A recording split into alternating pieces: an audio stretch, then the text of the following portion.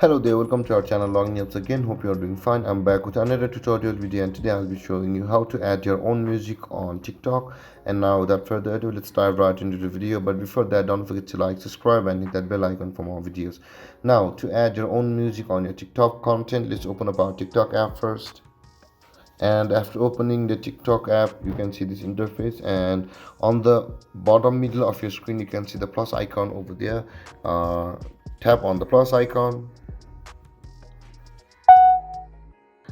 And after that you can see the add sound option available on the top of your screen. Tap on add sound, and after that when you get over here you can see the my sound option available at the top right corner of your screen just beside the sounds.